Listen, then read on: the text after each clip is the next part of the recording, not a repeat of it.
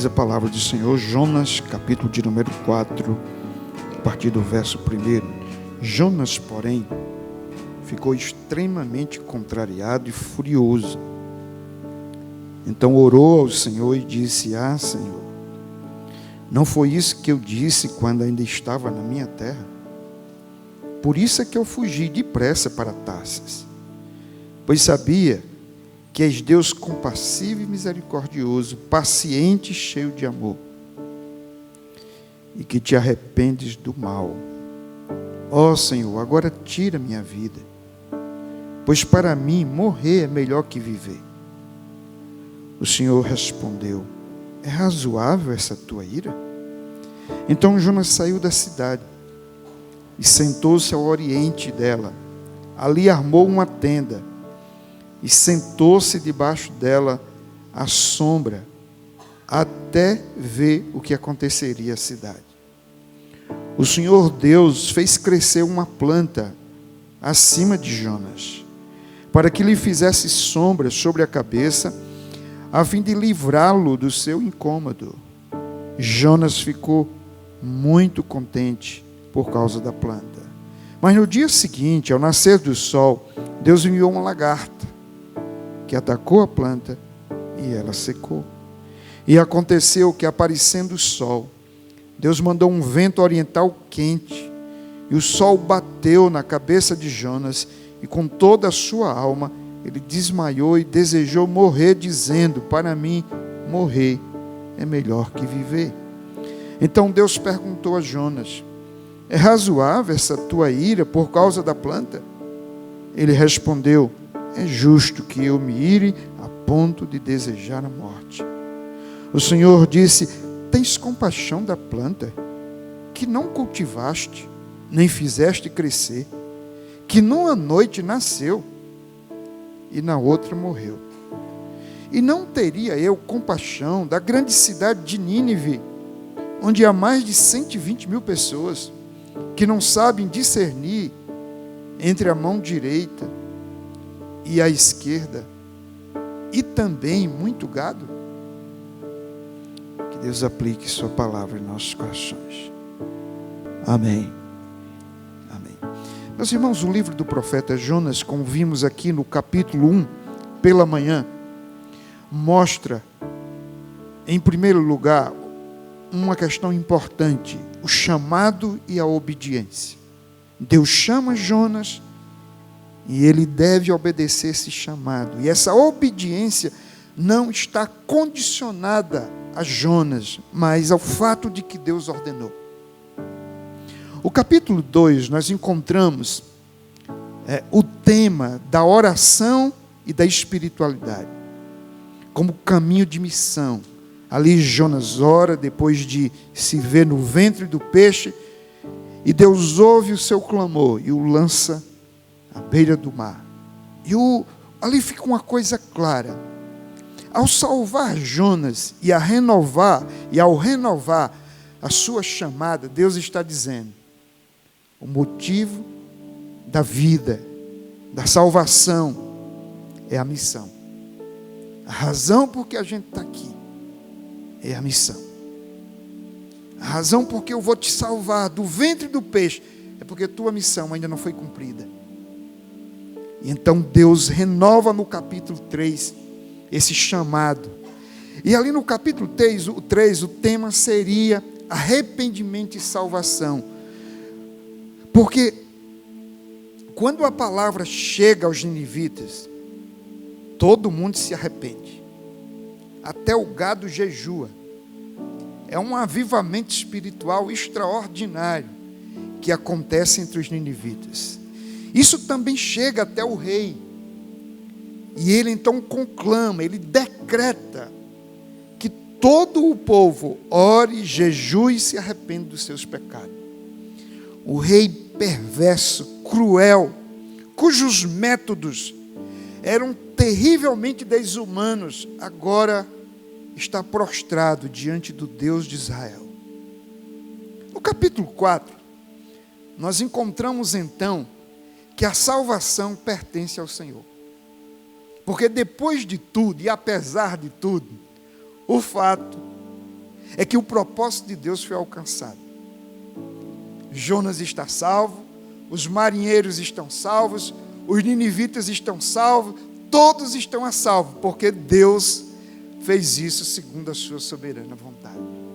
Mas é surpreendente, porque quando a gente chega aqui no capítulo 4, a gente encontra que Jonas está furioso, ele está contrariado, e ele deveria estar muito feliz, como qualquer evangelista, qualquer pregador, qualquer missionário, ao contemplar os frutos do seu ministério.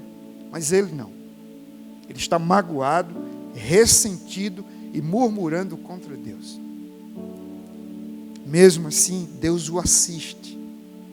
Providencialmente, Deus faz nascer ali uma planta e dá sombra para o Jonas. Mas no dia seguinte, Deus envia uma lagarta, a planta morre. E Jonas murmura. Fica extremamente desapontado com aquela experiência. Há um vento quente que vem do Oriente, e ele não suporta aquilo de bom grado, e ele que já tinha pedido para morrer, ao perceber que os ninivitas não morreriam, ele agora pede para morrer de novo, e ele justifica: morrer é melhor do que viver. Deus faz uma pergunta para Jonas: Jonas, é razoável essa tua ira? Num primeiro momento, ele não responde. Deus lança essa pergunta uma segunda vez, e aí ele diz: sim, é razoável, eu tenho motivos para morrer.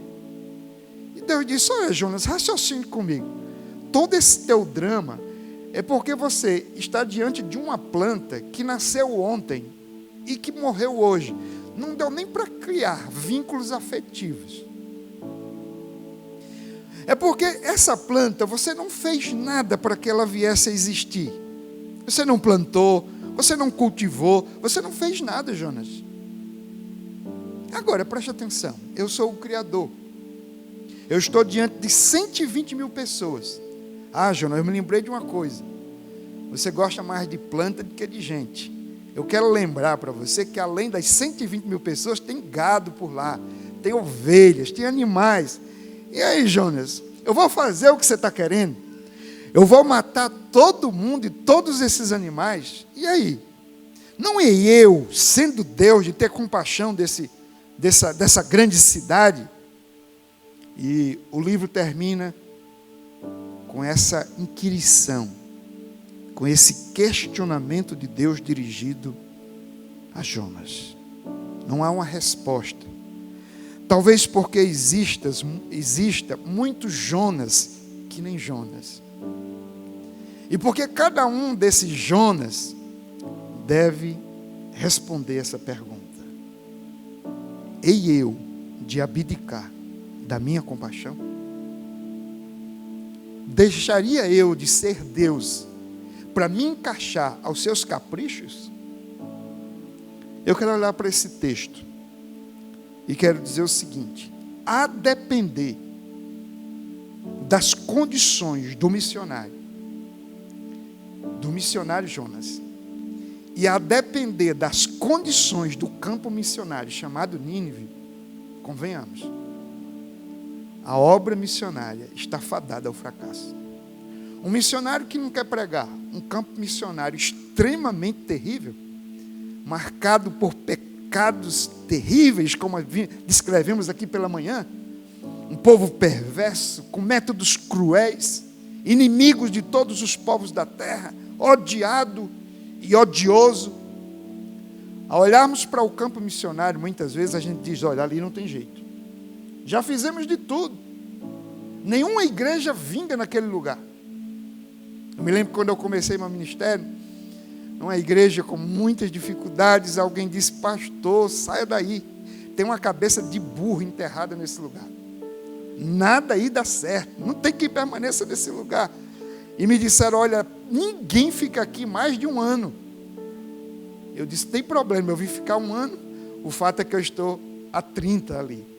Então Deus faz as coisas do seu jeito, não é? Do seu jeito.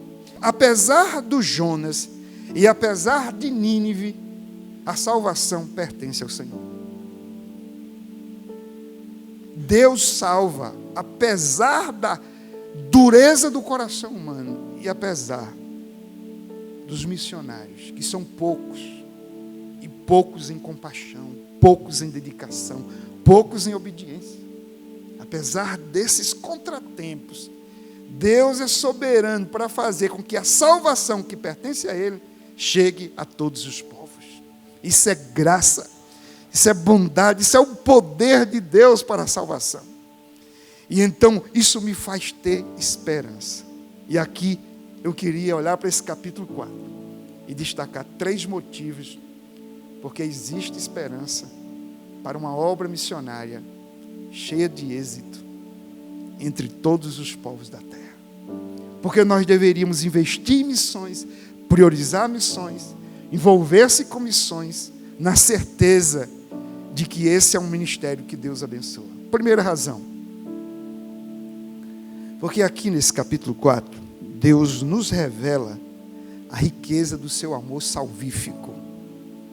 Deus é rico em salvar pecadores, segundo a riqueza do seu amor. Eu quero que você observe os 4 primeiros versos comigo. Jonas, porém, ficou extremamente contrariado e furioso. Presta atenção.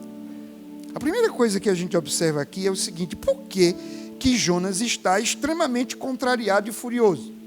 O que foi que houve de errado? Será que alguém o perseguiu? Será que o ministério dele não está acontecendo? Será que os mantenedores não mandaram a mensalidade? O que foi que aconteceu com Jonas? Nada disso. O que aconteceu é que ele saiu no meio da cidade, pregando uma mensagem de juízo e dizendo: Deus vai destruir esse lugar se vocês não se arrependerem. E quando ele olhou, estava todo mundo arrependido. E aí ele disse: já sei o que vai acontecer aqui. Antes que ele saísse da cidade, ele disse: eu já sei. Deus não vai trazer juízo sobre essa cidade. Deus vai trazer salvação. E aí vem a revolta e a mágoa de Jonas no verso 2. Então orou ao Senhor e disse: ah, Senhor, não foi isso que eu disse quando ainda estava na minha terra? Por isso é que eu fugi depressa para Tarsis, pois sabia que és Deus compassivo e misericordioso, paciente e cheio de amor, e que te arrependes do mal. O que ele está dizendo? Está vendo, Deus? Está vendo que eu tinha razão?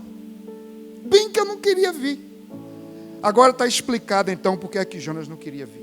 Ele estava temeroso de que ao pregar, Deus salvasse. Jonas sabia, Deus não ia mandar um missionário aqui, de Israel, para uma terra pagã, só para tornar esse povo indesculpável, se eles tinham a própria natureza, como revelação, segundo Paulo, capítulo 1 de Romanos, a própria criação torna o pecador indesculpável. Ele sabia que se Deus estava mandando um missionário para aquele lugar, porque Deus queria salvar.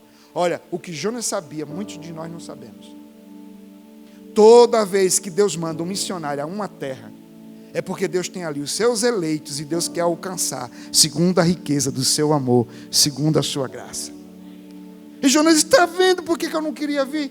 Olha só quem és tu. Um Deus cheio, compassivo, misericordioso, paciente e cheio de amor. Ora, os motivos que Jonas apresenta aqui para justificar a sua fúria e o seu desequilíbrio deveria ser motivos para que ele glorificasse a Deus. É interessante, meus irmãos, porque Jonas ora nesse texto 2 vezes. Na primeira, ele pede salvação, e na segunda, ele pede para morrer. Na primeira, ele quer viver, mas ele quer viver para si. Quando ele percebe que a sua vida não está no seu controle, mas que Deus faz da sua vida o que ele quer, e que agora ele há de conviver com ninivitas, quer queira ou não, e dividindo Deus com esse povo, ele disse: não, tira minha vida, Senhor, pois para mim morrer é melhor do que viver. Ele diz no verso 3. Ou seja, ele ora 2 vezes. Na primeira ele diz: Senhor, me salva, no ventre do peixe, ele diz. Na segunda ele diz: me mata. E por quê? Porque Jonas entende que na terra em que ele vive, no mundo em que ele vive, não há lugar para ele e ninivitas. Uma vez eu vi uma senhora dizer: se no céu há lugar para fulano, eu não quero ir. Eu prefiro ir para o inferno do que ir para o céu. Eu disse: nem precisa dizer mais para onde é que a senhora vai. Jonas está dizendo isso. Meus irmãos, mas aqui há uma ironia nesse texto. É que Jonas, em sua murmuração, ele revela quem Deus é. E aqui está a esperança da obra missionária. Deus é compassivo. Deus é misericordioso. Deus é paciente. Deus é cheio de amor. Ele revela aqui, pelo menos, 4 atributos da divindade. E esses 4 atributos é que tornam a obra missionária cheia de êxito. Porque se Deus não fosse cheio de misericórdia, se Deus não fosse compassivo, e se Deus não fosse paciente e cheio de amor, Ele jamais olharia para esse mundo de pecado e salvaria alguém. Mas foi isso que moveu os céus e que trouxe Jesus a esse mundo. Foi porque esse é o caráter de Deus. Essa é a personalidade divina. Por Deus ser quem Ele é que há esperança para a obra missionária. Todas as vezes que você olhar para um mundo que resiste ao Evangelho, todas as vezes que lá no seu trabalho você olhar para quem está do seu lado e souber que ele não tem Cristo, e você imaginar: poxa, eu não posso pregar para essa pessoa porque ela não vai me ouvir. Não se preocupe quem ela é, lembre-se de quem Deus é. Deus é compassivo, Deus é cheio de amor, Deus é cheio de misericórdia, Deus é paciente, e é por isso que pecadores como ninivitas podem ser alcançados. Ou seja, o que torna a obra missionária bem cheia de êxito não é quem o pecador é quem Deus é. Porque se depender de quem o pecador é, ninguém será alcançado. Ninguém será alcançado. O versículo de número 4, o Senhor pacientemente, Ele só questiona Jonas: Jonas, é razoável essa sua ira? Ô Jonas, você tem motivos para estar assim? Meus irmãos, quantas vezes nós estamos magoados por causa de nada, tristes por causa de coisas banais?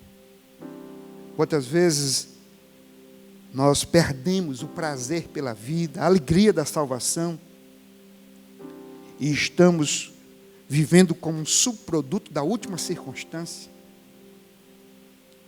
E Deus está perguntando: depois de tudo que eu fiz na sua vida, e depois de tudo que eu fiz através de você, é razoável essa tua ira? É razoável esse teu choro, esse teu pranto, essa tua dor? Quantas vezes nós desviamos o foco do Deus Todo-Poderoso e colocamos na última circunstância? Nós olhamos para o mundo a partir das nossas razões, dos nossos direitos. Nós olhamos para o mundo com os olhos do mundo. E perdemos a visão de olhar para o mundo com o olhar de Deus. Porque se Jonas olha para Nínive com o olhar de Deus, tudo o que ele tem é a celebração. Deus criou esse povo andava na contramão do Todo-Poderoso, mas o Senhor o alcançou, e agora esse povo está prostrado, não diante dos ídolos, mas diante do Todo-Poderoso, e agora eu me junto a eles e exalto o Senhor. É esse o propósito da missão, é unir todos os povos, independente de raça, de etnia, de língua, de política ou de economia, e juntar todos para que todos exaltem o único Deus verdadeiro. Meus irmãos, o problema de Jonas não é falta de conhecimento de Deus. Fica claro que ele diz: eu sabia quem tu és. A teologia de Jonas, eu disse, é boa, ele só não consegue aplicá-la. O problema de Jonas não é que ele não sabe quem Deus é que ele acha que pode converter Deus a ele, em vez de ele se converter a Deus. Ele quer um Deus que seja segundo a imagem e semelhança dele. e ele não quer refletir a imagem e a glória desse Deus. E esse é o problema da nossa geração. As pessoas querem um Deus. As pessoas não são antirreligiosas, elas são religiosas. O problema é que o Deus do qual normalmente elas falam não é o Deus da Bíblia. Um Deus soberano, cheio de glória, de poder e de majestade, que tem controle sobre a vida humana. Não, os homens querem manipular o divino, querem controlar Deus, para que Deus se encaixe dentro dos seus propósitos. Isso Deus não permite. Para Jonas, Deus tem uma fraqueza de caráter. Deus não pode ver um pecador arrependido, que Deus já fica todo derretido. Mas essa é uma questão em Deus. E Jacó entendeu isso. Ele disse: olha, eu não vou embora se o Senhor não me abençoar. E Deus: tudo bem, eu vou perder para você. Isso é o tipo de luta que Deus gosta de perder. É quando ele luta com alguém e alguém diz assim: Senhor, eu só vou embora se tu me abençoares. Aí Deus está vendo? Quando eu perco para alguém assim, eu só saio ganhando. Porque depois disso, Jacó é um outro homem vivendo para a glória de Deus. Numa coisa, Jonas está certo. Definitivamente, Deus não é como Jonas. Deus tem paciência para ouvir Jonas. Jonas não tem paciência para suportar ninivitas. Jonas não consegue imaginar essas coisas. Jonas fica irado com a conversão dos seus inimigos. Jonas está enraivecido porque não quer ser como Deus. Jonas quer que Deus seja como ele. Jonas não admite que a graça seja multiforme. Ele acha que a graça que alcançou Israel não pode alcançar os ninivitas. Mas o fato, meus irmãos, é que ninguém privatiza Deus, ninguém privatiza a salvação e ninguém privatiza a graça. Deus é livre e Deus é gracioso para alcançar quem Ele quer, segundo a sua compaixão. Portanto, esse texto mostra que há esperança para uma obra missionária bem-sucedida por uma razão simples: Deus é Deus de graça e de misericórdia. Diz que certa vez, Lutero, ele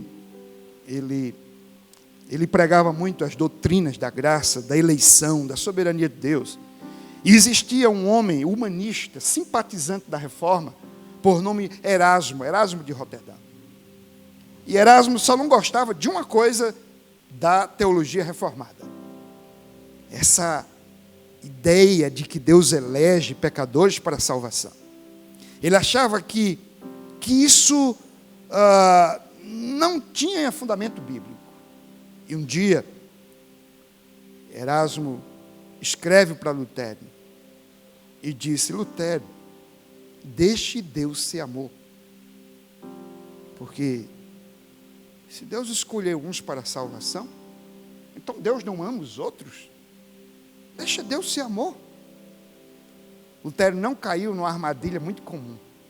Ele poderia ter dito assim: olha, Erasmo, deixe Deus ser justiça. Ele só disse o seguinte: Erasmo, deixe Deus ser Deus. Tudo que Jonas precisava aqui era deixar Deus ser Deus. E sabe o que significa Deus ser Deus?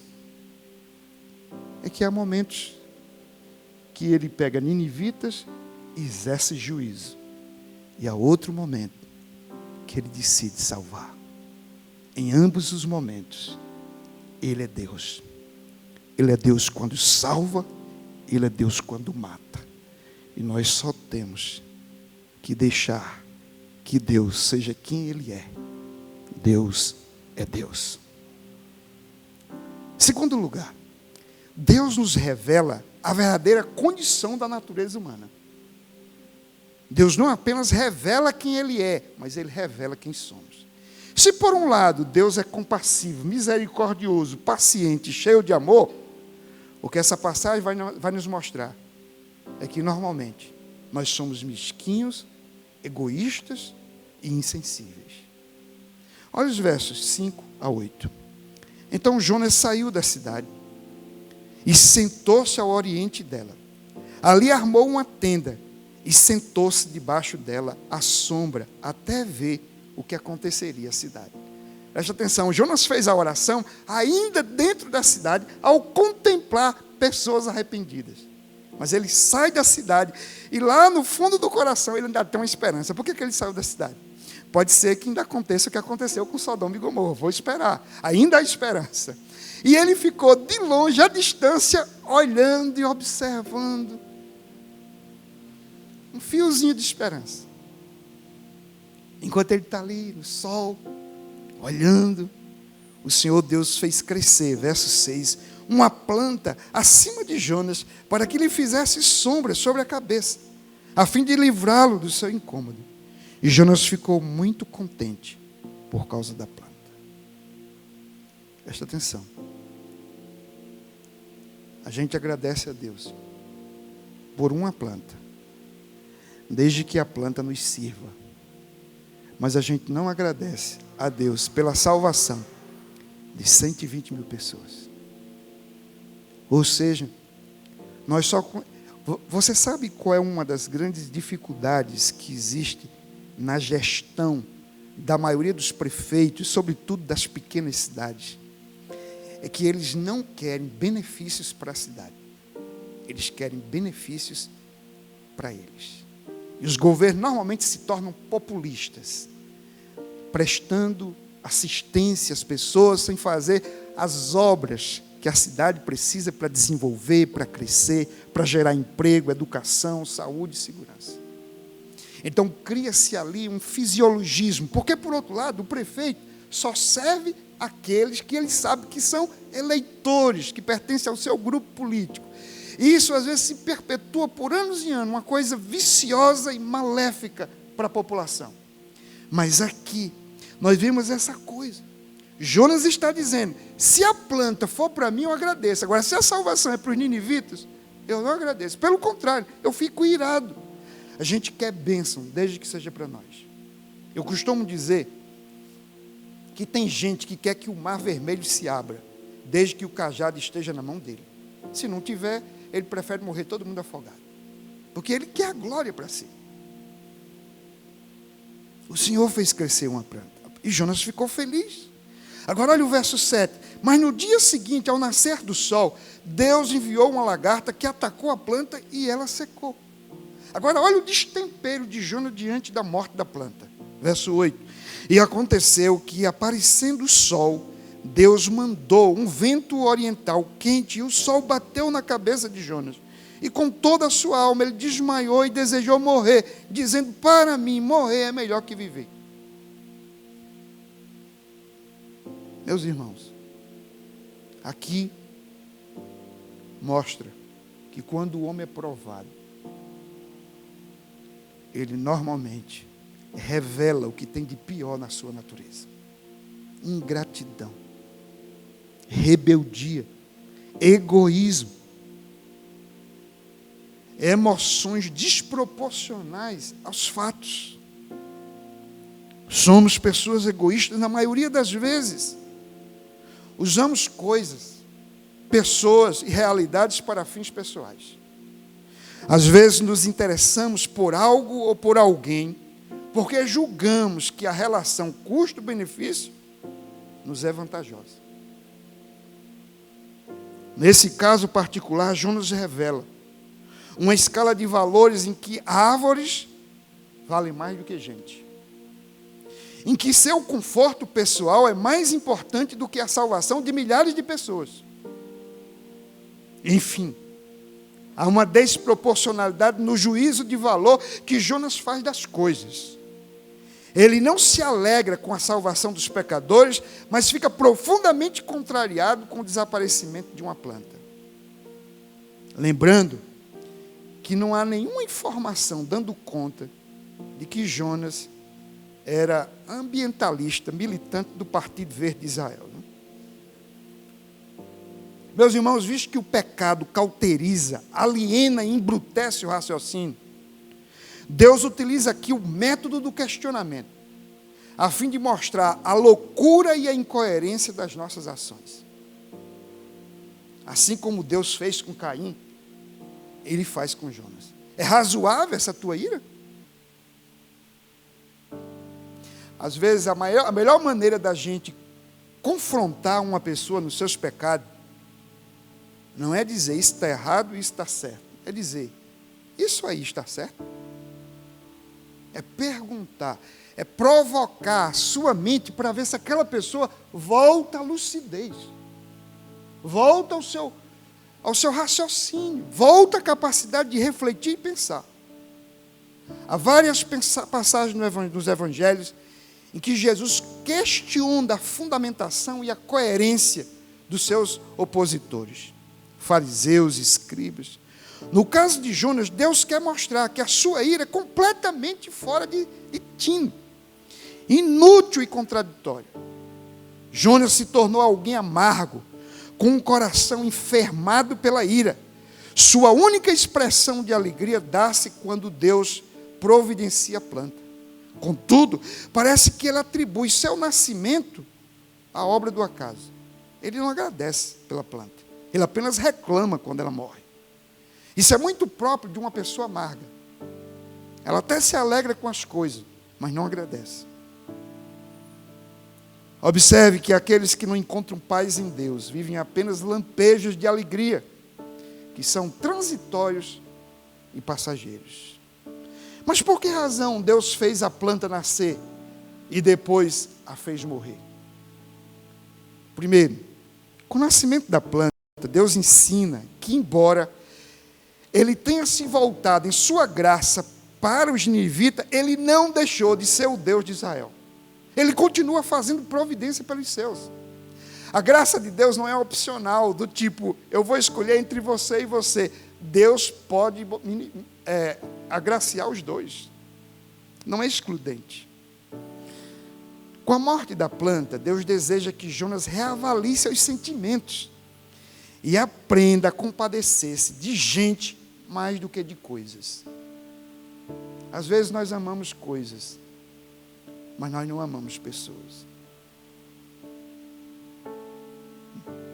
Nas Escrituras, meus irmãos, há inúmeros exemplos de gente que ressentiu-se ao ver Deus abençoando o seu próximo. Caim ficou ressentido com a graça de Deus sobre Abel. Saul ressentiu-se com a graça de Deus sobre Davi. Os irmãos de José ressentiram-se com o amor de Jacó por José. O irmão mais velho da parábola do filho pródigo se ressentiu ao ver o pai agraciar o filho perdido. Jonas ressente-se ao ver Deus dispensando graça sobre os ninivitas. Presta atenção. Ou nós nos alegramos com a graça de Deus na vida do próximo, ou nós nos iramos. Mas todas as vezes que nós ficamos tristes quando Deus abençoa alguém, nós estamos tristes contra Deus. Estamos dizendo, Deus, eu mereço mais. O Senhor mandou a bênção para o endereço errado. Quem somos nós? Isso só pode ser o orgulho. Parece, meus irmãos, que a teologia de Jonas também não há lugar para sofrer os danos.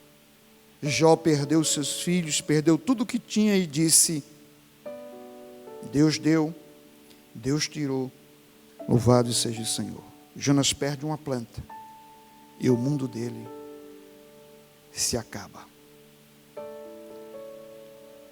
Aí a gente pergunta, há esperança para a obra missionária com missionários como Jonas? Porque presta atenção, eu fico imaginando que se Deus mandou Jonas para uma missão dessa magnitude, era o melhor que tinha lá em Israel. Não quero nem saber como eram os demais. Mas o fato é que parece que ele era o mais treinado, o mais capacitado, o mais habilitado. Se ele era o melhor, imagina os piores. Mas sabe qual é a esperança? Em saber que missionários como Jonas, Deus chama e Deus usa, é que fica claro que tudo depende mais da pregação do que do pregador. Depende mais da palavra de Deus do que do homem que prega. Deus usou Jonas e Deus pode usar você e eu. Terceiro lugar, Deus nos revela que tipo de igreja devemos ser. ele já mostrou que tipo de igreja nós somos muitas vezes. Muito parecido com Jonas. Mas Deus também nos mostra que tipo de igreja devemos ser. Atentemos para os 3 últimos versos.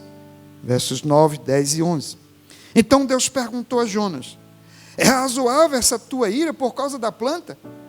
Ele respondeu: é justo que eu me ire, a ponto de desejar a morte. Verso 10, o Senhor disse: tens compaixão da planta, que não cultivaste, nem fizeste crescer, que numa noite nasceu, e na outra noite morreu. Não teria eu compaixão da grande cidade de Nínive, onde há mais de 120 mil pessoas que não sabem discernir entre a mão direita e a esquerda, e também muito gado? Meus irmãos, sabe o que Deus está dizendo para Jonas?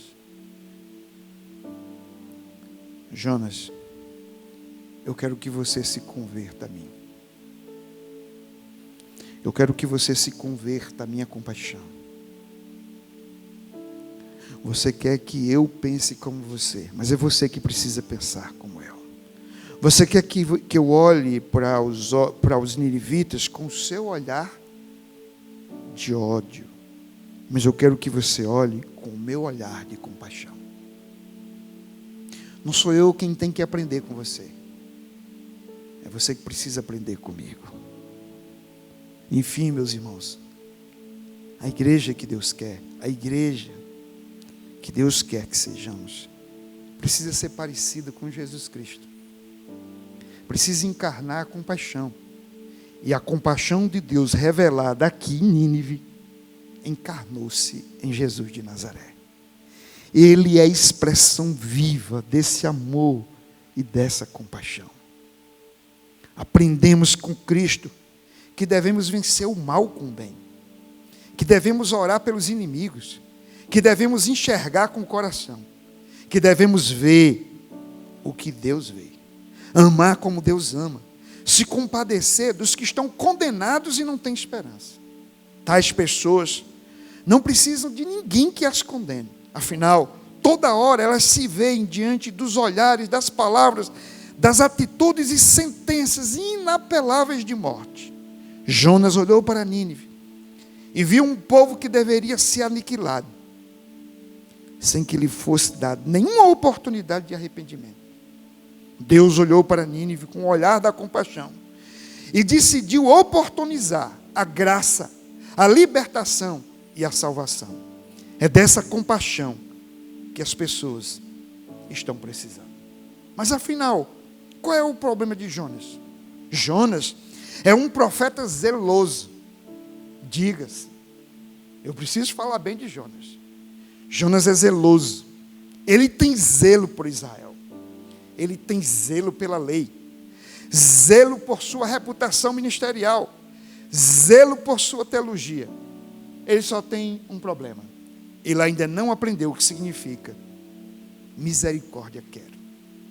Em Mateus 9, versículos 12 e 13, Jesus, porém, ouvindo isso, respondeu: os sãos não precisam de médico, mas sim os doentes. E depois aprendei o que significa quero misericórdia e não sacrifício, porque eu não vim chamar os justos, mas pecadores. Deus não veio chamar os bons, mas gente como os ninivitas são campos missionários, certos para quem veio buscar e salvar o que se havia perdido. Jonas precisava aprender, e todos nós precisamos saber, que seguir a verdade em amor, conforme está em Efésios 4:15, é um princípio indispensável para um cristianismo saudável. Jonas não consegue conciliar o zelo com a verdade, nem a justiça com todas as dimensões do amor de Deus. Aqui surge um alerta. O escritor Palmer Robertson disse o seguinte, falando sobre Jonas, ele diz: ele era um homem passional. Poderia não ter muita compaixão, porém tinha muita paixão. Com frequência, os homens jovens têm mais paixão do que compaixão. Jovens cristãos tomem cuidado com o zelo excessivo que tende a desconsiderar os sentimentos das pessoas. Toda doutrina visa conduzir-nos à santidade. Caso sua doutrina o torne insensível às pessoas, então provavelmente você não a está compreendendo direito. Seja muito cuidadoso ao justificar sua ira como indignação correta, ou sua impaciência como zelo pela verdade. O amor abrange toda a verdade, e a paciência é o primeiro fruto do amor. Ele diz aqui uma coisa extraordinária. Jovens são mais dados à paixão do que à compaixão. A compaixão se interessa pelo outro, a paixão é egoísta. Ele chama a atenção que se a nossa doutrina nos torna insensíveis, ela está divorciada do amor. Esse é o problema de Jonas. Esse é o problema de muitos neopuritanos. Quase posso ouvir Deus falando: Jonas, eu sei que essas coisas te embriagaram, comprometeram sua percepção do Evangelho. Há um véu que intercepta tua visão. Mas pense bem, Jonas. Você acha que eu posso contrariar minha natureza? Você acha que eu posso deixar de ter compaixão? Você acha que eu posso negar os meus atributos? Você acha, Jonas, que é você quem tem que ceder? Ou sou eu? Pense bem, Jonas. Sua ira não se justifica, mas meu amor é a expressão da minha graça. Eu tenho uma boa notícia, meus irmãos. Todo o problema de Jonas já está resolvido. Basta a gente olhar para Jesus na cruz. Ali está a maior demonstração de amor e de graça.